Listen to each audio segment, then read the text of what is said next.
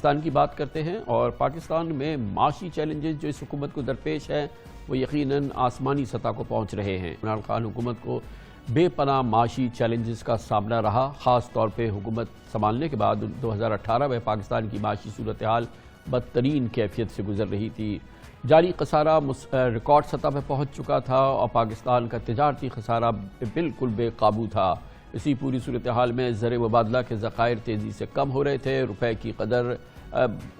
مصنوعی طریقے سے محفوظ کی گئی تھی، اور اس پورے پس منظر میں تمام ماہرین جو معاشی ماہرین ہیں ان کی رائے تھی کہ حکومت سروائیو نہیں کر سکتی جب تک کہ IMF پروگرام نہیں لیتی۔ حکومت کو IMF کا دروازہ کھٹکھٹانا پڑے گا۔ کچھ سانس آئی جب سعودی عرب سے $3 ارب اور UAE سے $3 ارب کے ڈپازٹس آئے، لیکن اس کے باوجود معاشی صورتحال سنبھلی نہیں، اور بالآخر حکومت نے IMF کا دروازہ کھٹکھٹایا اور ایک بار پھر پاکستان IMF پروگرام میں شامل ہو گیا۔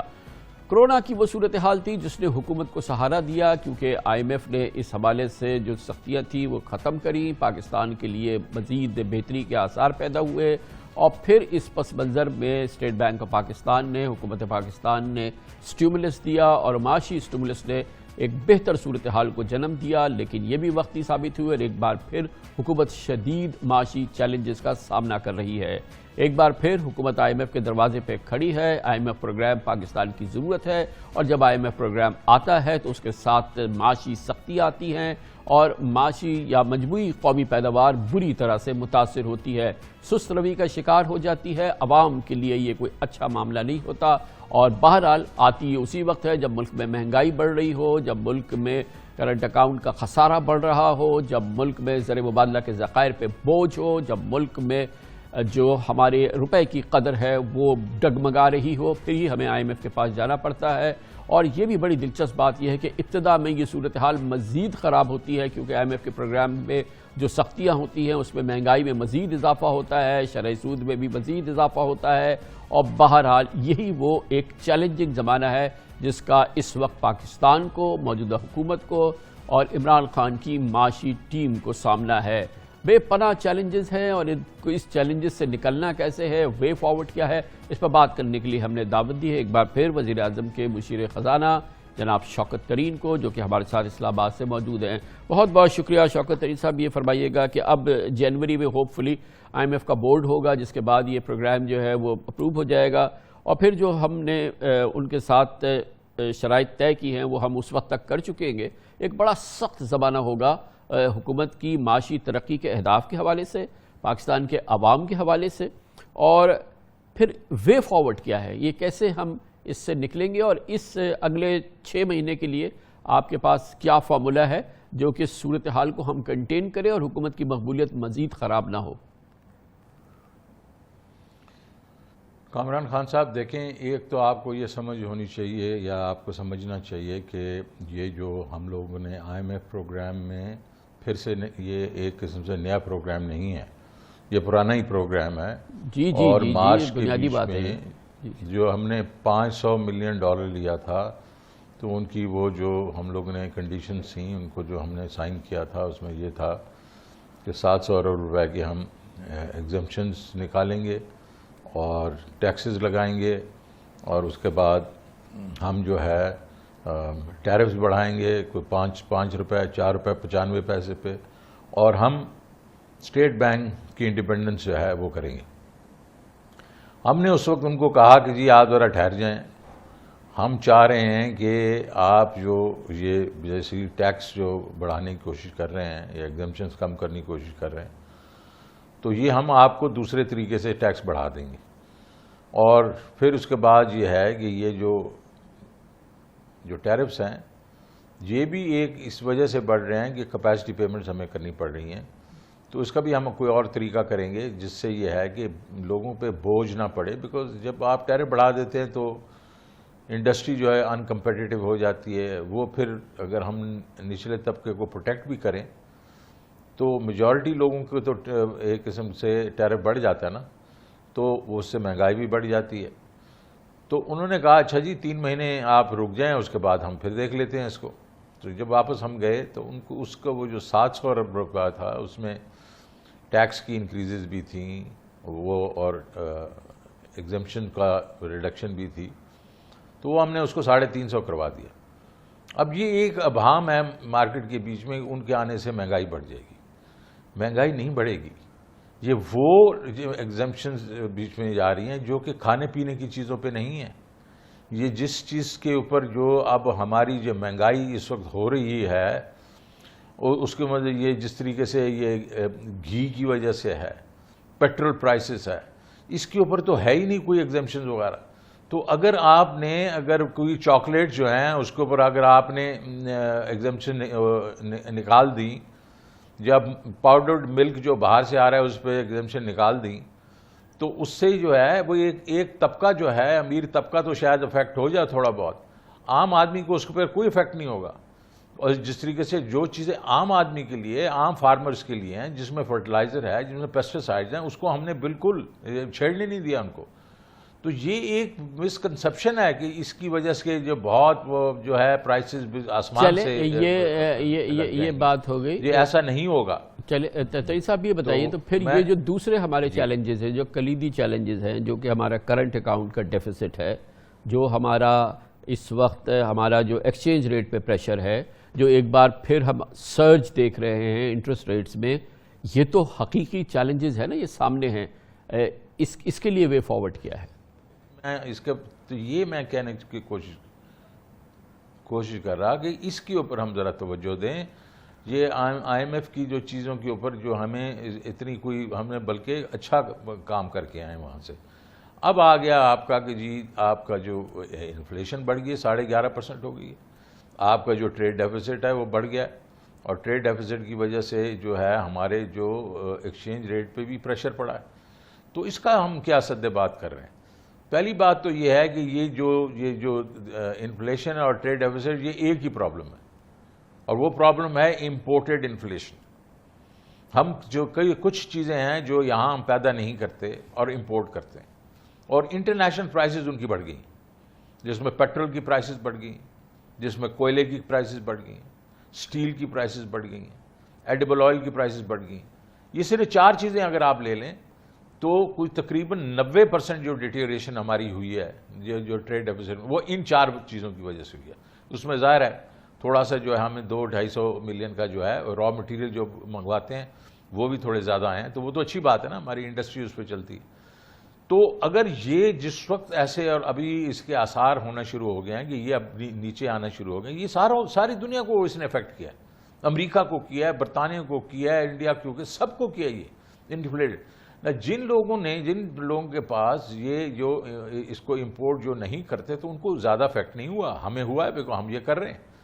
تو آپ دیکھیں گے جیسے پیٹرول پرائسز نیچے جائیں گی تو آپ کی LNG پرائسز بھی نیچے جائیں گی، اور اس کے بعد جو کوئلہ جو ہے آلریڈی جو ہے $240 ٹن تھا، ابھی 110 پہ آ گیا. اس کی افیکٹ آپ دیکھنا شروع کر دیں گے. اسی طرح ایڈیبل آئل جو ہے وہ وہیں کا وہیں کھڑا ہوا، وہ $700-800 پر ٹن ہوتا تھا، آج $1400 پر ٹن ہے. کیوں؟ اس لیے کہ جو کووڈ کی وجہ سے جو جا کے ایکسپیٹریٹ جو جا کے انڈونیشیا میں، ملیشیا میں یہ ہارویسٹنگ کرتے تھے یہ پام آئل کی، سوئے کی، وہ نہیں جا رہے، تو اس لیے ان کی کیپیسٹی کم ہو گئی ہے. تو پوائنٹ صرف میرا یہ ہے کہ جب یہ چیزیں جو ہیں امپورٹڈ انفلیشن جب نیچے جائے گی، ناٹ اونلی انفلیشن نیچے جائے گی بٹ آپ کا کرنٹ جو ٹریڈ ڈیفیسٹ بھی نیچے چلا جائے گا. اب ایکسچینج ریٹ کی بات کر لیں. ایکسچینج ریٹ میں ایک چیز ہوتی ہے ریئل افیکٹو ایکسچینج ریٹ، اور ریئل افیکٹو ایکسچینج ریٹ آپ کے جتنے کمپیٹیٹر ہیں اس کے ساتھ آپ کا موازنہ کرایا جاتا ہے. تو وہ ہمارا کوئی 167-168 کے قریب ہے، اس وقت 176 پہ چل رہا ہے. اس کا مطلب ہے ہمارا جو یہ باقی جو ہے انڈر ویلیوڈ روپی جو ہے وہ ہمارا اسپیکولیٹر کی وجہ سے ہے، اور اسپیکولیشن جو ہے وہ اس لیے ہو رہی ہے کہ ان کا خیال یہ ہے کہ یار یہ ٹریڈ ڈیفیسٹ کنٹرول میں نہیں آئے گا. تو ابھی میں نے پہلے بھی لوگوں کو کہا ہے کہ یہ ایسے آپ نہ سمجھیں، یہ دوسری سائڈ پہ بھی روپیہ موو کرے گا، اور جب کرے گا تو یو ول گیٹ ہرٹ. تو ہمارا یہ اسٹیٹ بینک جو ہے ہمارا، وہ اس کی اسٹریٹجی بالکل ہے کہ وہ اس کو روپی کو دونوں سائڈ پہ موو کرے گی، اور جب دونوں سائڈ پہ موو کرے گی تو یہ اپنی جگہ پہ خود بخود آ جائے گا، جس کا مطلب ہے کہ 100 مگر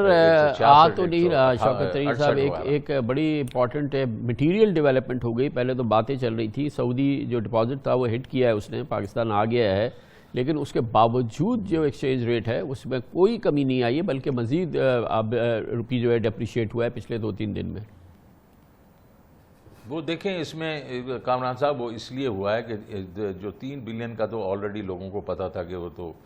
سعودی نے اناؤنس بھی کر دیا تھا، اب کوشچن اب اس کا یہاں ریسیٹ تھی، لیکن جو 3 چیزیں جو نہیں ہو رہی اور جو ہو جائیں گی ابھی انشاءاللہ، اور وہ یہ ہے کہ اس وقت ہماری جو اخوان ٹریڈ ہے یا سینٹرل ایشین ریپبلک سے ٹریڈ ہے، وہ لوگ یہیں سے ڈالر لے کے یہیں سے وہ جناب وہ مارکیٹ سے ڈالر لے کے اس کو یوز کر رہے ہیں، تو باہر سے ڈالر آ ہی نہیں رہا۔ اس کا مطلب ہے کہ ہمارا جو اس وقت جو پریشر ہے وہ جو کر مارکیٹ پریشر ہے اور اس کے بیچ میں بہت بڑا پریشر ہے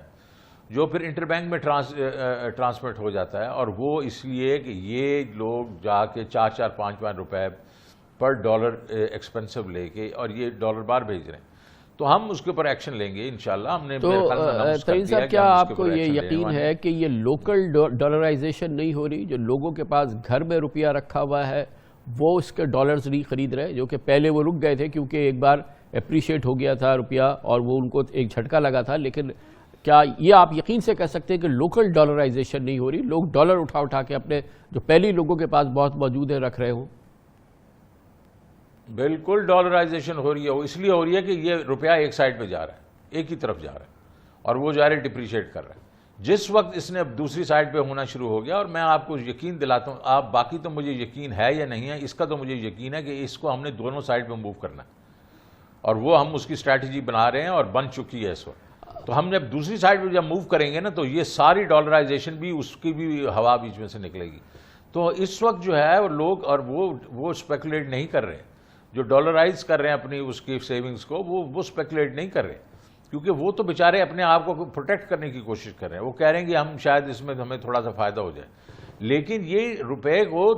جو آپ فری فلوٹ جب کرتے ہیں تو اس میں روپے اس کو کرنسی کو دونوں سائڈ پہ موو ہونا پڑتا ہے۔ تو اس وقت جو ہے ہمارے کچھ ہاتھ بندھے ہوئے تھے، ہم نے وہ ہاتھ چھڑوانے کی کوشش کر رہے ہیں تاکہ ہم افیکٹولی انٹروین کریں گے مارکیٹ میں، اور جب افیکٹولی انٹروین کریں گے تو یہ روپیہ دونوں سائڈ میں موو کرے گا انشاءاللہ۔ تو ترین صاحب ایک اور جو بڑا کنسرن ہے وہ ظاہر ہے کہ یہ جو ہمارے جو انٹرسٹ ریٹس ہیں اس پہ جو پریشر آیا ہے، اور جس میں کہ ہم نے دیکھا کہ سینٹرل بینک کو 1.5% انٹرسٹ ریٹ بڑھانا پڑا، مگر ایک اس میں اب جو اس وقت ڈیولپمنٹ ہے وہ خود جو آپ کی منسٹری ہے، جب لاسٹ ویک ہم نے ٹی بلز آکشن کیے اور جو پالیسی ریٹ ہے 9.5%، اس کے بجائے 11.5% پہ ہم نے 6 مہینے کے اور 3 مہینے کے یہ ٹی بلز جو ہیں وہ آکشن کیے، یہ تو ایک بہت ہی عجیب صورتحال تھی، اور آپ نے دیکھا کہ اس سے تباہ کل پینک نے جنم لیا، یعنی کہ جو پالیسی ریٹ ہے اس سے 2.5% زیادہ جو ہے وہ گورنمنٹ آف پاکستان نے جو ہے وہ آفر کر دیا، اور یہ بالکل سمجھ میں نہیں آیا کہ ڈیٹ آفس نے یہ کیا کیا اور یہ کس طریقے سے یہ ساری چیز ہوئی ہے، اور ظاہر ہے کہ اس کے بعد لوگوں پہ یہ ہو گیا ہے کہ جب خود حکومت 11.5% پہ یہ ٹی بلز دے رہی ہے تو اس کا مطلب یہ کہ آگے جو اب ایک مانیٹری پالیسی کمیٹی ہونے والی ہے اسٹیٹ بینک کی، اس کا مطلب ہے شرح سود اور بڑھے گی، وہ تو ایک بہت پینک کی سچویشن ہو جاتی ہے۔ دیکھیں جی، پہلی بات تو یہ ہے کہ یہ 1.5% جو بڑھنا تھا وہ تو بڑھ گیا، اور ہمارا کور انفلیشن جو ہے اس وقت جو ہے وہ تقریباً 7.6% ہے۔ ہمارا جو انفلیشن ہے وہ سپلائی سائڈ انفلیشن ہے، ہماری ڈیمانڈ سائڈ انفلیشن نہیں ہے۔ اور میں کیوں کہہ رہا ہوں یہ؟ وہ اس لیے کہہ رہا ہوں کہ اگر آپ یہ امپورٹڈ جو میں 4-5 آئٹمز دیے ہیں، ان کی اگر آپ دیکھیں کہ یہ جو زیادہ پرائس بڑھی ہے، جو زیادہ اماؤنٹ بڑھی ہے، وہ پرائس کی وجہ سے 85% بڑھی ہے، اور اماؤنٹ جو ہے وہ 10 سے 15% ہے۔ اس کا مطلب ڈیمانڈ جو ہے اس کی وجہ سے یہ نہیں انکریز ہوا، یہ پرائس پش ہے، سپلائی سائڈ کی بات ہے۔ اچھا، اب وہ 1.5% بڑھ گیا، جب 1.5% بڑھ گیا تو اس کے بعد یکدم 11.5% کا انفلیشن بھی آ گیا، اور اس میں بھی یہی تھا کہ جو کور انفلیشن 7.6 تھی، لیکن یہ فوڈ انفلیشن نان فوڈ وغیرہ ملا کے اس نے 11.5% کر دیا۔ اب لوگوں نے یہ سمجھا کہ یہ تو کیونکہ یہ ہمیشہ 2 مہینوں کے بعد ہوتے تھی یہ آپ کی جو پالیسی کمیٹی کی، اور انہوں نے کہا کہ ہم 1 مہینے کے بعد کریں گے، تو انہوں نے سمجھا کہ یہ اب تو اسٹیٹ بینک جو ہے اس کو اور بڑھا دے گا، انفلیشن ہی مطلب 11.5 ہو گئی ہے۔ تو جب ہم گئے ٹی بل اٹھانے کے لیے، ہمیں تو اٹھانے پڑتے ہیں کیونکہ ظاہر ہے اب تو ہم اسٹیٹ بینک سے لے نہیں سکتے، تو انہوں نے ہمیں ایک مصیبت میں ڈال دیا کہ بھائی جو 3 مہینے کا ریٹ ہے وہ 10.75 ہے، اس کا مطلب ہے وہ پالیسی ریٹ سے بھی، ڈسکاؤنٹ ریٹ سے بھی 2% زیادہ، وہ 6 مہینے کا بھی انہوں نے اس سے بھی 75 بیسس پوائنٹ اوپر کر دیا۔ لیکن سمجھے یہ کہ اس کو انہوں نے ایک قسم سے بینکس نے ایک مینوپولیشن کی کہ جناب کہ یہ ہم 2% جو ہے اس کے اوپر دے دیا، ہم نے جو تھوڑا سا بہت اٹھانا تھا وہ اٹھا دیا، بٹ یہ چلے گا نہیں۔ یہ میں نے پھر گورنر اسٹیٹ بینک کو کہا کہ یہ بینکس نے کیا کیا ہے، سو آئی تھنک یو ول سی کہ اس میں کریکشن ہوگی، تو ہمارا یہ ہرگز مقصد نہیں ہے کہ ہم اس ریٹ کو ادھر رکھیں، ریاست جو جبکہ ہے آپ کی جو ایک آپ کا سب سے زیادہ تجربہ ہے، یہ جب اس طرح کے آکشن ہوتے ہیں، جب ایسے پریکیریس سچویشن ہوتی ہے، تو جو بینکس کی ٹریجریز ہوتی ہیں، سینٹرل بینک ان سے بات کرتا ہے، ان سے کمیونیکیٹ کرتا ہے، ان کو پتہ ہوتا ہے اور ایک باقاعدہ کمیونیکیشن ہوتی ہے۔ یہ تو انہوں نے ایک طرح سے بلیک میل کیا ہے گورنمنٹ کو، اور یہ 11.5% اٹھانا، تو یہ بینکوں نے یہ کیا ہے، کہ ریاست کیوں خاموش بیٹھی ہے؟ بالکل کیا ہے، اور بینکوں کے ساتھ ہماری کل بھی اس چیز پہ بات ہو رہی ہے، انشاءاللہ ہم بات کریں گے ان سے اور ان کو یہ سمجھائیں گے کہ اس قسم کی جو حرکتیں کرنا ہے نا وہ نہ کریں، کیونکہ دیکھو میرے لیے ایک بہت ہی سمپل سی، اور اسٹیٹ بینک کے لیے بڑا سمپل سا ایک آپشن تھا، اور وہ آپشن تھا ہم ان کا OMO جو ہے وہ کینسل کر دیتے، اوپن مارکیٹ، اور ان کے پاس جو پیسے ہیں وہ جب ہم نہیں اٹھاتے تو یہ اوپن مارکیٹ آپریشنز کے تھرو اسٹیٹ بینک اٹھا لیتا ہے، اور جس وقت ہم وہ کینسل کریں گے یہ وہ پیسے ان کے پاس انٹرسٹ فری بچ جائیں گے، تو ان کا بیڑا کنڈا ہو جائے گا۔ ہم وہ نہیں کرنا چاہتے، ہم نہیں زیادتی کرنا چاہ رہے، لیکن بینکوں کو چاہیے کہ بینکس بھی زیادتی نہ کریں، بینک اس چیز کو ذرا دیکھیں کہ یہ جو چیزیں ہیں یہ اس وقت جو ہے پاکستان جو ہے وہ ایڈجسٹمنٹ میں گزر رہا ہے، ہمیں اسٹیٹ بینک سے پیسے ہم نے نہیں لے سکتے اب کیونکہ IMF کے پروگرام میں، اور یہ نہیں ہے کہ ہم نے اور الٹرنیٹیوز نہیں ارینج کیے، وہ ہم کر لیں گے، لیکن پھر ان کا پیسہ کہاں جائے گا، کیونکہ اگر اسٹیٹ بینک OMO نہیں کرے گا، تو اس لیے وہ ہم ان سے کل گفتگو کر رہے ہیں، اور یہی بات میں ان کو یہ بھی کہوں گا کہ میں نے ان کی بیلنس شیٹ دیکھی ہیں، ان کی بیلنس شیٹ میں فارن ایکسچینج کی جو ان کی ارننگز ہیں وہ اگر پہلے کوارٹر میں 800 ملین ہے تو وہ تھرڈ کوارٹر میں 2.4 بلین ہے، 3 گنا بڑھ گئی ہیں، تو اس کا مطلب ہے یہ نہیں کہہ سکتے ہم نے ایکسچینج میں ہم وہ مینوپولیشن نہیں کر رہے، وہ یہ نہیں کہہ سکتے ہم پیسے نہیں بنا رہے، بیکاز وہ ان کی بیلنس شیٹ میں چھپی ہوئی ہیں یہ، اور سب بینکس کی ایسے ہی ہے۔ تو کل بیٹھ کے ان کو ذرا تھوڑی سی ہم ذرا سمجھائیں گے، جو کتاب ہوتی ہے نا یہ اس کی بینکنگ کی، وہ سمجھانے کی کوشش کریں گے، تو سمجھیں گے، otherwise we know what to do.